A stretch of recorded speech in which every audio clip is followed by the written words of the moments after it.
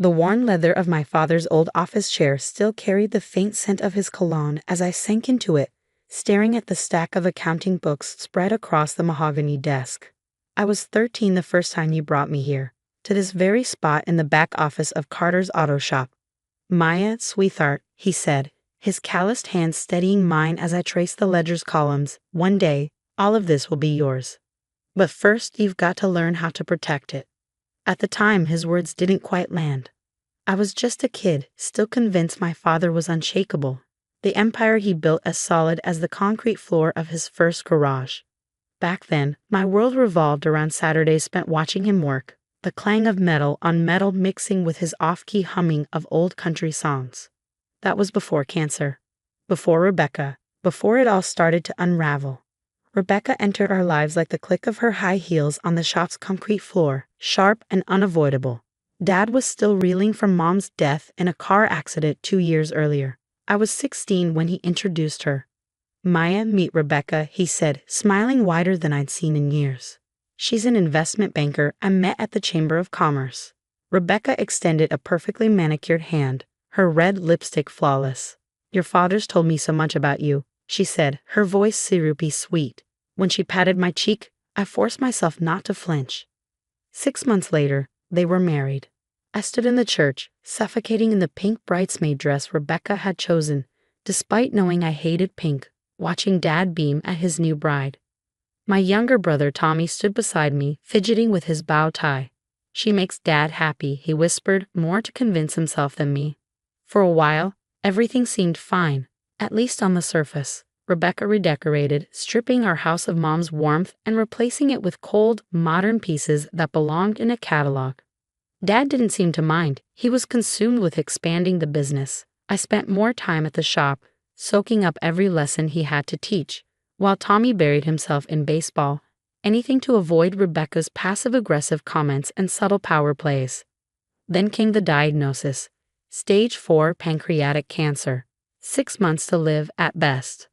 I was 22, fresh out of business school, working alongside Dad at the shop while Tommy was away at college on a baseball scholarship. The day we got the news, I found Dad in his office, staring at the wall of customer photos. Generations of families who trusted Carter's auto shop with their memories and vehicles. Maya, he said, his voice unsteady. I need you to promise me something. He pulled a thick envelope from his desk drawer, his hands trembling. This has everything: wills, account info, business documents. Don't let anyone change what we've built here. Not even. He hesitated, his gaze flicking toward the front office where Rebecca's laughter echoed. I should have seen it coming. Rebecca's sudden interest in the shop's finances, her incessant suggestions to modernize operations, and the mysterious meetings with Dad's lawyer. But I was too focused on losing him to notice the storm brewing around us. The truth hit me one night, 3 months after Dad's diagnosis. I'd stopped by the house to drop off paperwork and let myself in quietly, assuming Dad would be resting. From Rebecca's office, her sharp, businesslike tone cut through the quiet. Listen, Charles, I don't care what it takes.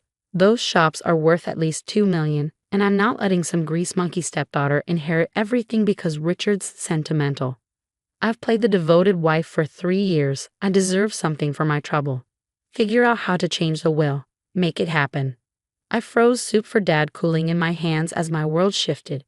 The missing documents, the secretive meetings, her constant undermining. It all made sense. That night, lying awake in my apartment above the shop, I made a decision. I wasn't going to let Rebecca destroy what Dad had built.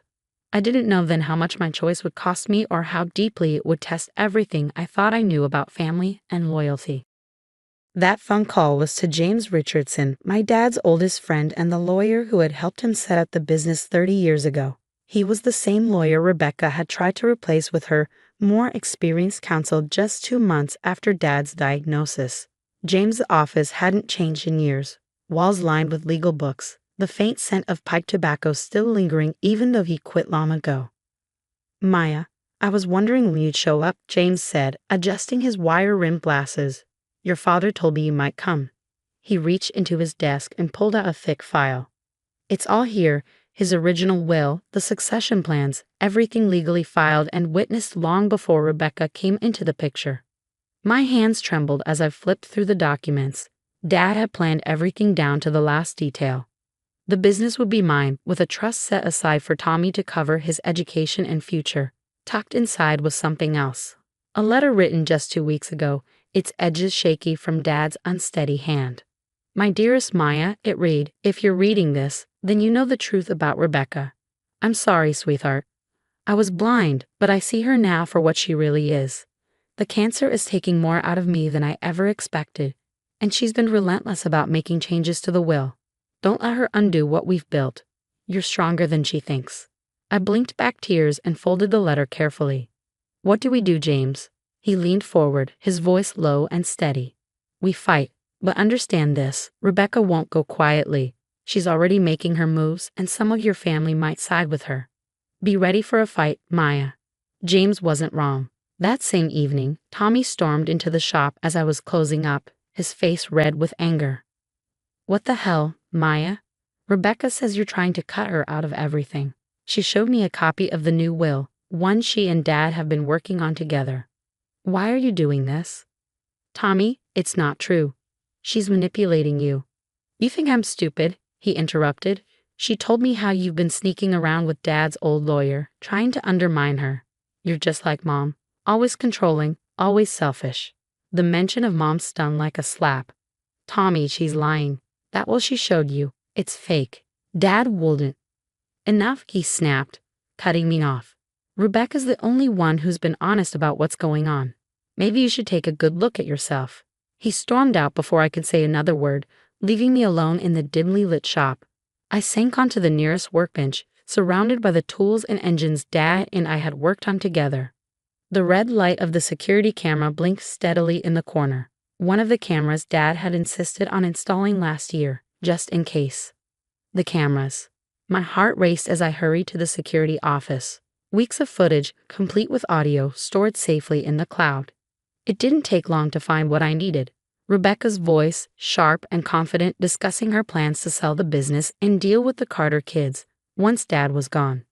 But Rebecca was always a step ahead. The next morning, 2 police officers showed up at the shop. Miss Carter, one of them said, his tone almost apologetic, we've received a complaint about financial misconduct. Mrs. Carter provided documentation of irregular transfers. What? My mind spun. That's not possible.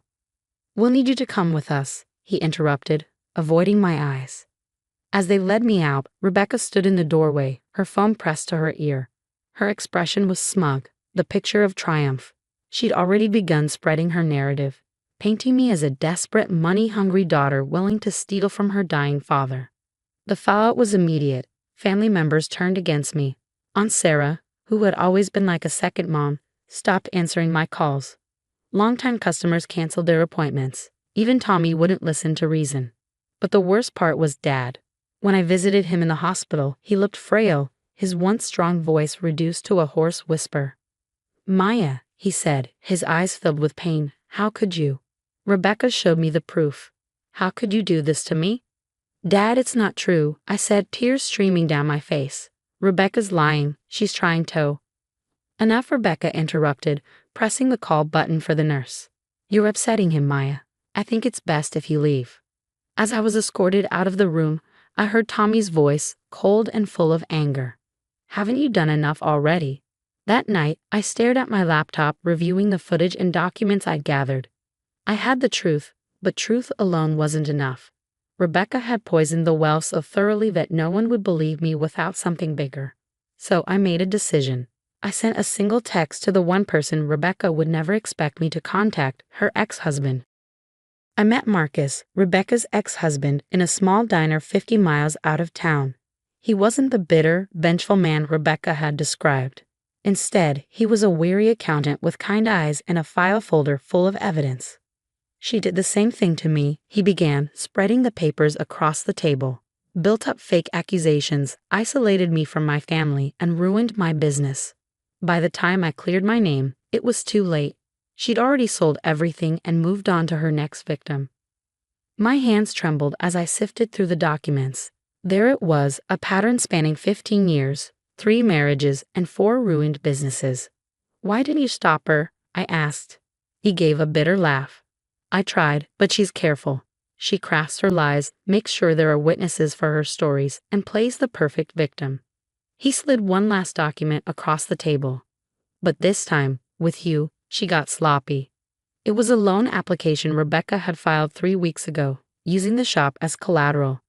My father's signature was on it, or at least a clumsy forgery. This was signed 2 days after your dad was admitted to hospice, Marcus pointed out. He wasn't even able to hold a pen by then. My stomach churned. It's not enough. She'll say I forged this to frame her. Marcus smiled faintly. She made another mistake. The bank's loan officer remembers her signing the documents in person, and she took pictures with her phone to celebrate, pictures automatically uploaded to her cloud storage. How did you get into her cloud? I asked, amazed. She never changes her passwords, still uses our anniversary for everything. His smile turned rueful. For all her cunning, greed always trips her up. I spent the next 3 days building an airtight case. Security footage, forged documents, employee testimonies, and bank records formed a damning timeline. Then, I made 3 phone calls. The first was to James Richardson, Dad's lawyer, who immediately filed injunctions to freeze the business assets. The second was to Officer Martinez, with the evidence of Rebecca's embezzlement. The third was to Tommy. He didn't want to listen. Rebecca says you're sabotaging her and Dad. She showed me a new will, one that's fair. What is this, Maya? Some power grab?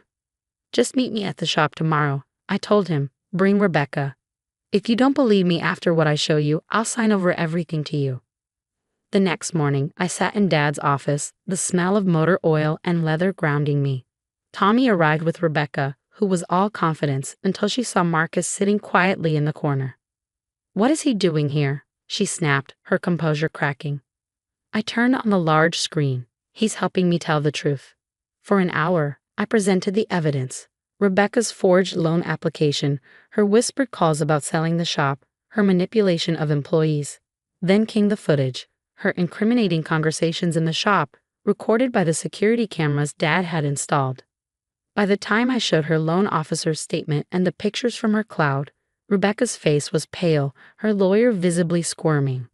That's enough, her lawyer said, standing. Mrs. Carter, I advise you to stay silent. But it was too late. Officer Martinez and 2 detectives were already at the door. Rebecca Carter, Martinez began. You're under arrest for fraud, forgery, and attempted grand theft. Rebecca tried to protest, but her voice was drowned out by the sound of handcuffs snapping into place. Tommy turned to me, his face stricken. Maya, I didn't know. You didn't want to, I replied gently, but it's time to tell Dad the truth. At the hospice, Dad had a rare moment of lucidity as we explained everything. When I showed him the evidence, he gripped my hand weakly. You did it, sweetheart, he whispered. Your mother would be so proud. 2 weeks later, Dad passed peacefully, knowing his life's work was safe. Rebecca went to prison for 8 years, and the family she manipulated slowly came back to me with apologies I'm still learning to forgive. Tommy and I now run the shop together. He handles the books, I handle the cars. We've opened a 3rd location and begun training the next generation of mechanics, just like Dad taught me. Late at night, in Dad's old office, I sometimes sit surrounded by the scent of leather and his cologne. His presence lingers in every tool and every lesson. Last week, a young girl came in with her father to get their car fixed. Her eyes lit up with curiosity as she explored the shop. When her father apologized for her questions, I just smiled and pulled up a step stool. Want to learn something? I asked. She nodded eagerly. Because protecting a legacy isn't just about keeping it safe, it's about passing it on.